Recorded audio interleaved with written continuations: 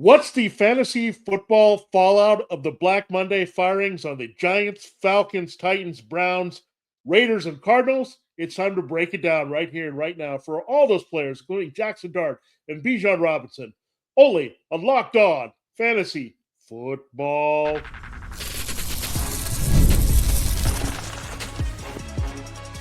You are Locked On Fantasy, your daily NFL fantasy podcast.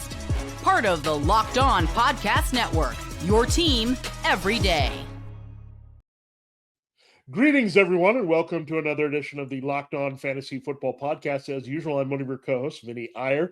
When I'm not doing this, I'm writing about NFL, fantasy, and betting for sportingnews.com. My co-host, Michelle Majuk, is off today, so I'll be breaking down Black Monday on today's show. So we didn't expect this much activity, but another half dozen coaching openings are there. That's 6 teams in search of a new coach.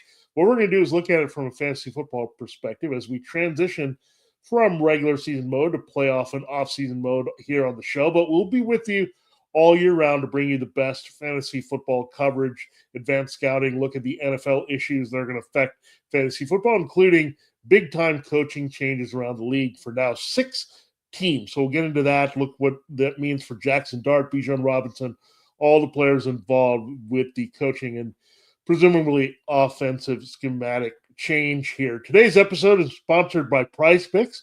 Download the PrizePicks app today and use the code LOCKEDONNFL to get $50 in lineups after you play your first $5 lineup.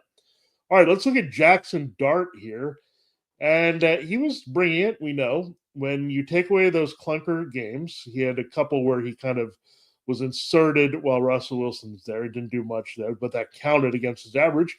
And then you had that really bad game against the Vikings in Week 16 where he had 1 fantasy point. So you take those away over the other 11 games, 22.3 fantasy points, putting him right up there with Josh Allen in average scoring. So you know that he could be an elite performer. We know he was a cheat code guy, but he became a lot more than that. He was becoming very consistent with his multiple touchdown games. He would get it done on the ground. He would get it done through the air. Unfortunately, in Week 18, he had a couple key weapons out there against the Cowboys. Still was a very strong fantasy game with the people he had around him, including Daniel Bellinger, but he didn't have Theo Johnson or Wendell Robinson for the game. Of course, Malik Neighbors has been down early in the season, and you get real chance to get going with Dart other than 1 game. So you know there's a lot of talent coming there. Robinson, Dart, Johnson, and Neighbors. That's a pretty good core. And they have Cam Scadaboo, who also went on the shelf. He was feeling it and producing with Dart. So there's a lot of offensive potential for this team as they move away from Brian Dable and presumably Mike Kafka. Look, Dart is a special talent. He reminds me a lot of Jalen Hurts, as I mentioned this quite a bit. In 2020, when they took him, didn't know what to expect. He was going to be a change of pace guy. Then he ended up starting late in the season when they had the fallout with Doug Peterson, Carson Wentz. Doug Peterson is dismissed, much like Dable here, and then move on with Nick Sirianni and Jalen Hurts becomes a Super Bowl winning quarterback. But more important for our fantasy purposes, he was a star here in our space, very consistent producer as a runner and a passer. So Jaxson Dart has that kind of upside here. And I'm hoping the new coaching staff will tap into that even more. I know there was all that drama with his concussion, head injury concerns, and all that. But I think when he was on the field, he came back and took care of himself better. He knew when to slide, move around, not put himself in harm's way. He got better as a passer, as you would expect, over the course of the season. Wendell Robinson pushed over 1,000 yards. So imagine if he had Neighbors and Robinson thrown to Robinson and Darius Slayton as his top receivers. So he gets Neighbors back. Scadaboo, we know, is a Swiss Army knife. This is a good sign for the Giants. You figure all their eggs are going to go into helping what Jaxson Dart can do, and they don't have to do too much. If Neighbors is healthy, then you're looking at a pretty good receiving core all around with some depth and some playmakers. It was kind of surprising when Dart was in there. He kind of opened the door for a lot of different guys to produce in the Giants' offense with his legs and his arm, because he opened up the running game there as well for Tyrone Tracy and Devin Singletary down the stretch with Scadaboo out. Then he totally unlocked Theo Johnson and Wendell Robinson much better than other Giants quarterbacks would have done, including Daniel Jones from last year and Russell Wilson from this year. So I'm excited. I think it's all pointing upward here for Jaxson Dart on the board. he's going to be, I think, a top 5 pick. He's going to be much like we examine with Jalen Hurts as a quarterback. Top 5 might be a little bit conservative based on the fact that he was near the top spot overall with his fantasy football average in games that mattered here for the most part, except for that Vikings game. But we know that Josh Allen has a share of clunkers as well now. And the Vikings were a tough defense. But when he faced an average to below average defense, Jaxson Dart was special, and I think that'll lead into some big things with the new coaching staff next year. So Jaxson Dart, let's point the arrow up in a positive impact all around for all those Giants skill players. Now let's go to the surprising one, mildly surprising. The Falcons said goodbye to Raheem Morris. That means also moving on from Zach Robinson there, most likely. So, again, this offense had its moments, but it was kind of makeshift at times. We had Kirk Cousins having to take over from Michael Penix, who was shut down in the middle of the year. You had Drake London missing some time. He got hurt. You had Darnell Mooney not being as effective as he was last year. So you were caught in transition. Then they basically made it all about Bijan Robinson, and he had the scrimmage lead and had a big season for sure, his biggest so far in the NFL. So there's some considerable questions with the Falcons, but Matt Ryan is there. So when they were there together, winning games, Matt Ryan and the Falcons, it was about the running game, setting up the downfield passing game. And they always had 2 to 3 good receivers. And right now, you know who those are. You have Drake London and Kyle Pitts. Back in the day, they really loaded up when they had Roddy White and Julio Jones, and they had the Hall of Famer Tony Gonzalez there as well at the same time in the passing game with Matt Ryan. So they need a third option. That's going to be key here for Michael Penix. Darnell Mooney can't be trusted to get it done. He only had the chemistry here with Kirk Cousins as well as David Sills. Sills is a free agent. So is Tyler Algier.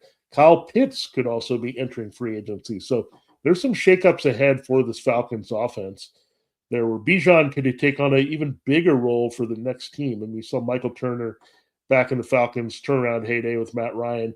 He had a big impact. And then we saw Devonta Freeman also have an elite fantasy year working with Matt Ryan in that offense when we were looking at 2016, that high-scoring MVP season for Matt Ryan with Kyle Shanahan at the controls. So there's some promise here that somebody from that Kyle Shanahan tree could come. We look at Mike LaFleur. He was an assistant on that team in 16 that made the run. You could also see Cliff Kingsbury coming straight from Dan Quinn. So I think you're looking at an offensive-minded hire to replace Raheem Morris. That in itself is good for all these key weapons. But again, it could really favor Robinson and London. If they move on from Pitts, move on from Algier, that's going to go in that direction. They'll get some wide receiver help there as well, so that should boost Penix. We'll also see what they do with Kirk Cousins. They could definitely release him and make this Penix's team all the way. So a lot of things we're looking at, but definitely Dart and Robinson starting off, I think they're going to benefit a lot from these changes. And these are not too bad coaching openings. I mean, you have some answers that you can look at and explore. You know, the Falcons technically were tied for first in their division, so not looking that much farther to go up and win. They were caught in 7-10 land there with their previous regime. Now they're in 8-9 land, so they're getting there one win more. But I think the offensive upside and all that still are a bit untapped. And again, Matt Ryan's leadership as the team president, you think it's going to be very good for the principal players of this Falcons offense. So there's the impact on the Giants and Falcons.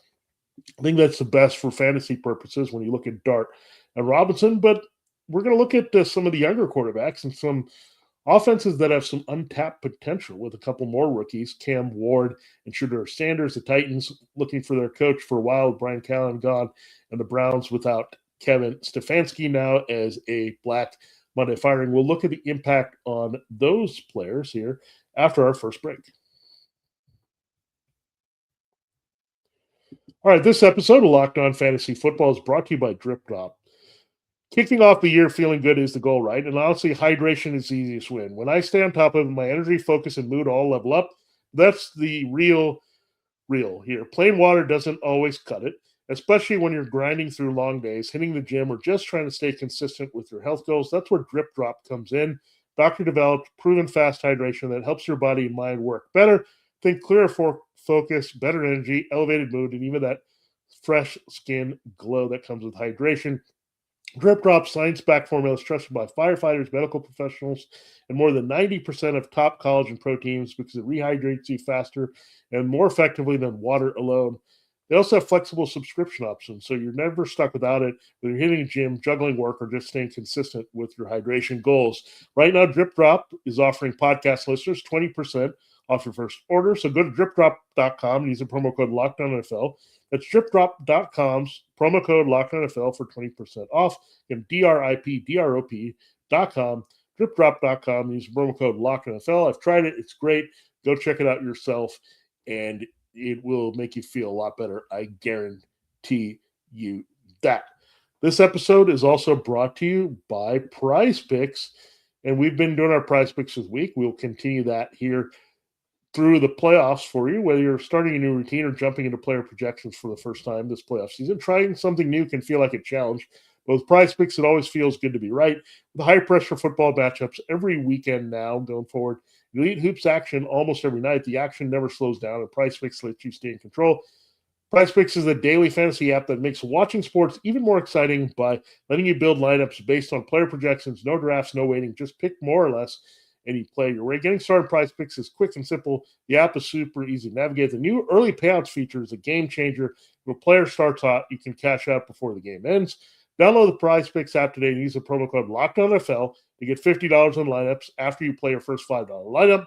That's LOCKEDONNFL, promo code LOCKEDONNFL to get $50 in lineups after your first $5 lineup. Prize Picks, it's good to be right.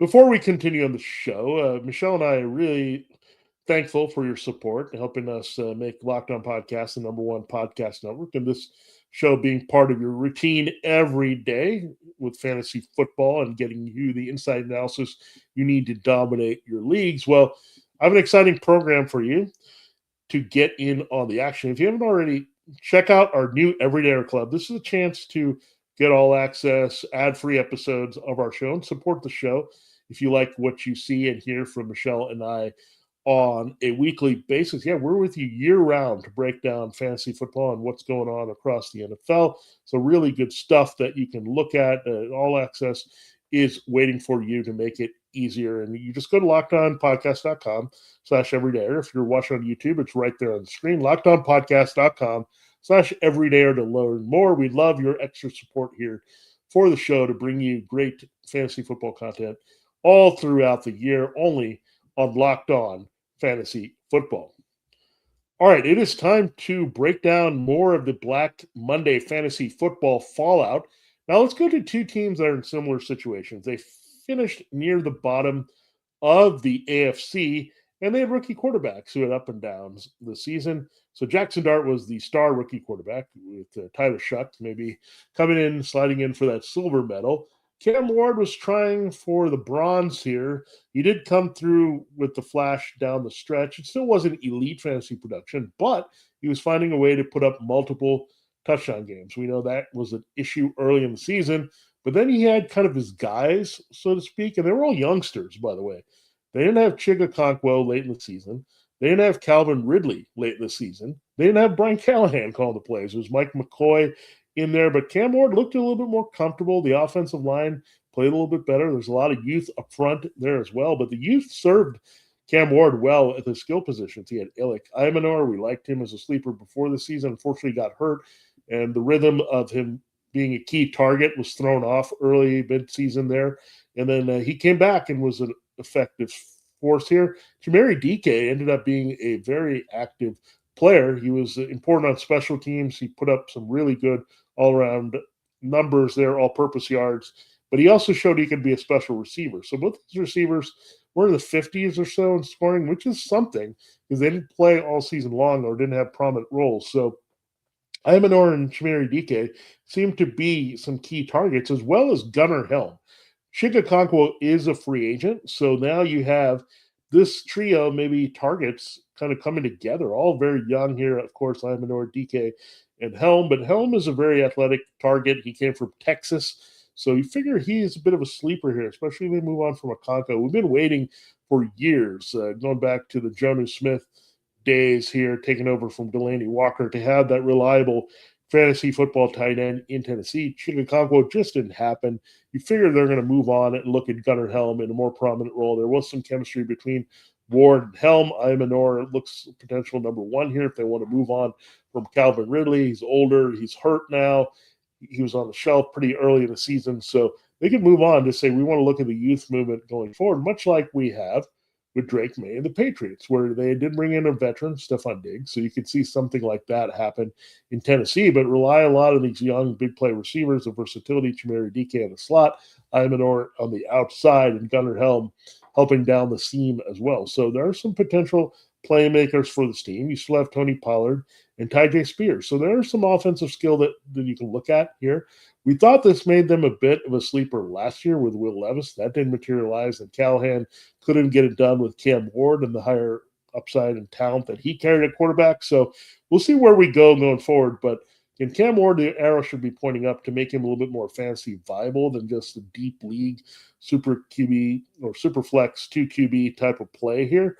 I think some of these weapons could have a little bit more juice for fantasy where they were really off the board for most of the season, Ridley included. That's Imanor and DK and Helm. I bet they add a veteran presence here. They have more than $100 million available under the salary cap. So they got some money to spend to upgrade some more things. The offensive line, maybe changing up the backfield a little bit. Tyjae Spears is always hurt, so maybe getting a more dedicated receiving back to help Tony Pollard that's a little bit bigger, can handle some of the stuff that they need here. So I'm hopeful for the Titans. Now let's go to the Browns. Look, Shedeur Sanders might actually be the one certain thing they have. I'm not quite sure they're sold on him as a fifth-round rookie starting. Stefanski was doing his best to go in that direction, but he didn't really open the door for Sanders to play. He went with Dylan Gabriel first when they had to move on and trade Joe Flacco to the Bengals. So I'm not sure what you're going to get if they're totally sold on Shedeur. Stefanski's dismissal is a little bit shaky for Shedeur. Will they want to move on here? I know they didn't change their front office. Deshaun Watson, and that contract is still lingering. I don't think they want to go there and attach themselves to Deshaun. I think he's just there because he's expensive to cut at this point. So there's that here lingering over the Browns. So Shedeur Sanders, I think he did enough to maybe at least compete for the job next year. Maybe the Browns will go away. I'm thinking about a franchise quarterback. They do, however, have 2 first-round picks for making that Jaguars trade and the Travis Hunter deal. So something to look at here. One person I'm pretty sure is going to have a big role going forward is Harold Fannin Jr. He was their rookie of the year. Well, that was on offense. Carson Schwarzenegger was definitely their rookie of the year overall on defense. But when you look at Fannin, he was important as a hybrid wide receiver tight end. Going back to the Senior Bowl, it was just trying to see what kind of role he would have here. I mean, he was very impressive coming out of Bowling Green, a hybrid wide receiver tight end. He lived up to the expectations, was the go-to guy and trusted guy all over the field for Sanders down the stretch. So that's good. There's a quarterback change, and we'll have to see how it plays out with Fannin. But you think whoever the quarterback is going to look and zone in on Fannin because he's a hybrid guy that gets open here. So we'll see about that. They need to upgrade wide receiver. They got a lot of offensive line issues, including Joel Bitonio and Wyatt Teller being free agents. So they're going to have to overhaul that offensive line to feel better. That was a bit of an issue here. That's why the running game had its moments, but was overall inconsistent. Now, in that running game, Quinshon Judkins happened to be the best runner as a rookie, but will the new coaching staff prefer Dylan Sampson? He's got some versatility. He can catch the ball a little bit better. Judkins is more a pounder, power back type, and he didn't really come through late down the stretch, and he got hurt. So there's some durability issues there. Sampson himself was hurt, so I'm not sure he can hold up, but he's a dynamic back with his ability to catch passes coming out of Tennessee. Judkins is more of a Buckeyes bruiser from Ohio State. So when you look at that, will they split this backfield a little bit? Are they going to see Raheem Sanders trying to get a bit of workload here? Do they like that back enough, or is it going to be more Sampson here and his versatility in that lineup, or is it going to be Judkins? So it kind of all starts from scratch when you look at that. But number one thing the new coach is going to have to do with the GM is evaluate if Sanders should still be the quarterback, see how the backfield should play out between Judkins and Sampson.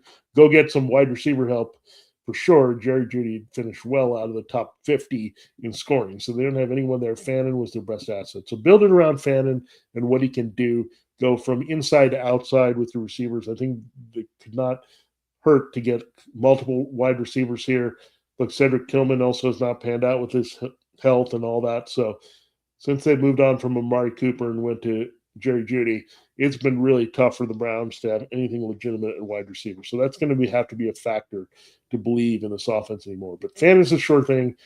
Wide receiver core and running back, as well as quarterback, in total flux here for the Browns. Now, in our final segment, there are two more teams that made changes, and this was kind of more active here that we look at. The Raiders and Cardinals both made their moves actually on Monday. We had Pete Carroll and Jonathan Gannon. So the Desert has seen a couple changes here with those moves in Las Vegas and Glendale. So we'll get into the fallout for what's going on with the Raiders and Cardinals following those dismissals after we take one last quick break.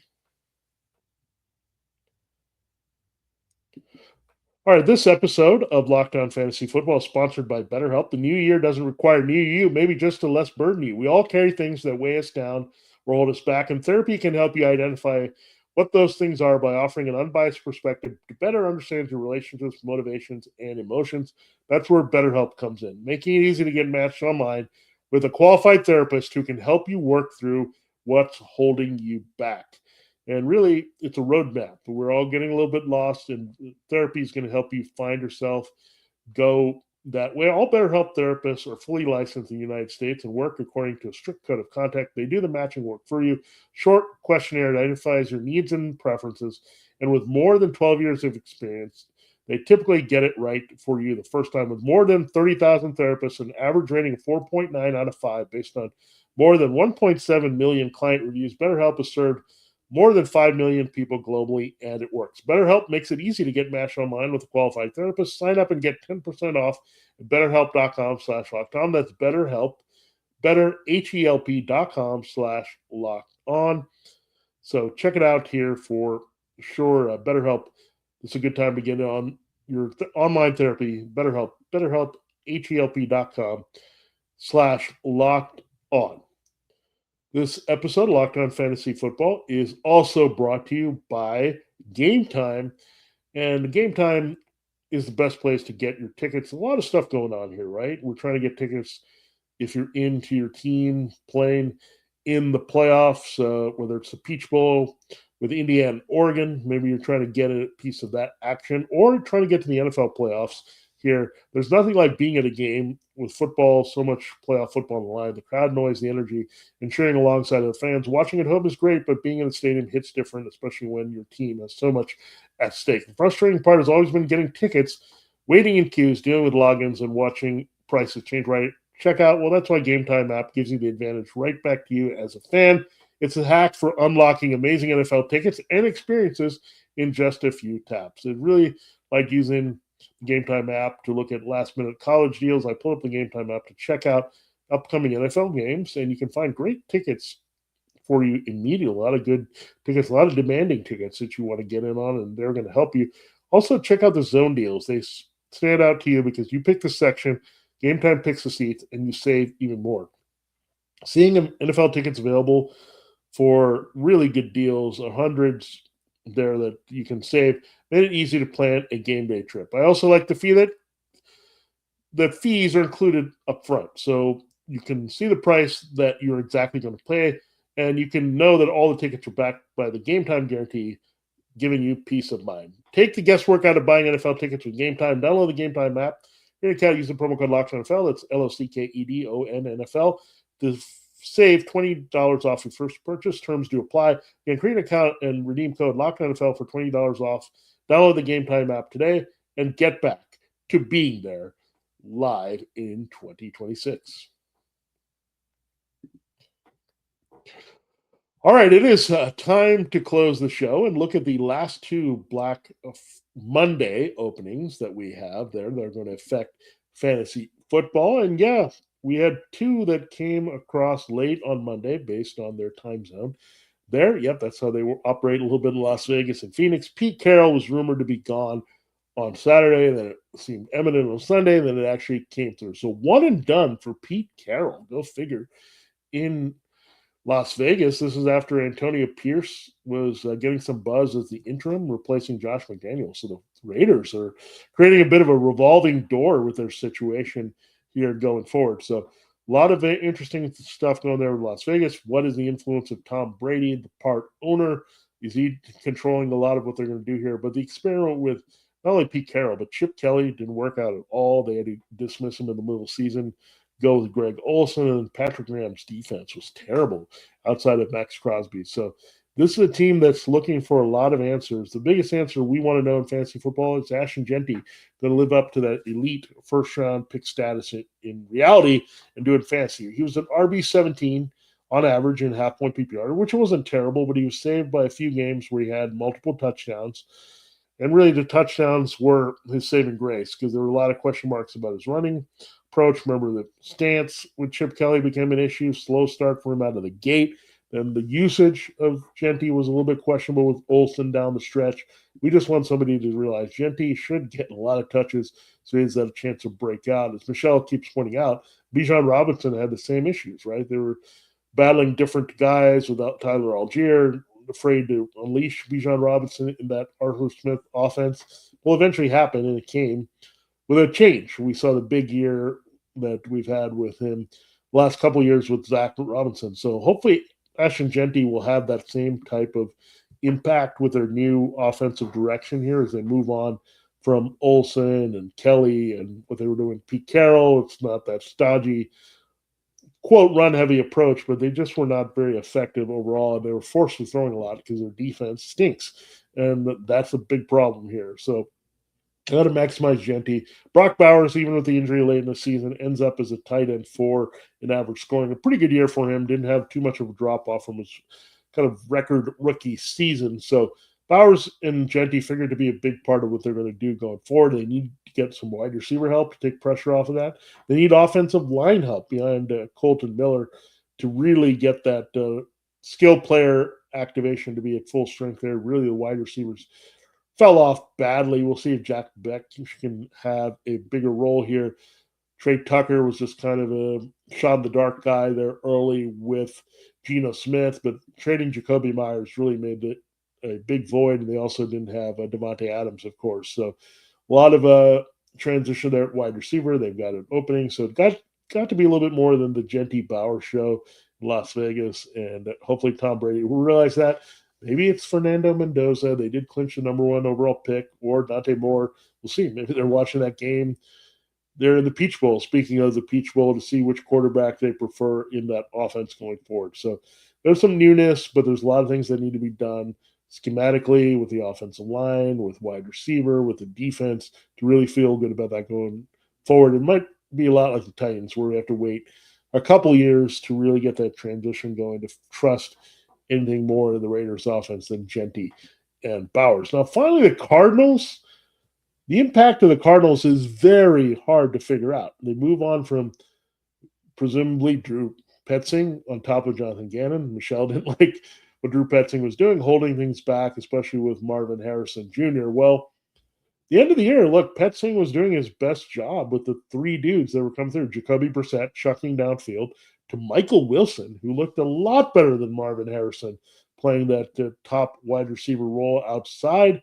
And then, of course, Trey McBride with a near historic season at tight end, dominant there all over the field, uncoverable at times at tight end. And probably because Jacoby Brissett just slung it to these guys. And the defense started to stink. I think that was Gannon's ultimate downfall here, that the defense just could not come through. So when you look at that, that was his side of the ball. Now you figure they might go offensive, but Jacoby Brissett has 1 more year left on his deal. Do they stick with him as a bridge quarterback, knowing that they were throwing a lot and making things happen?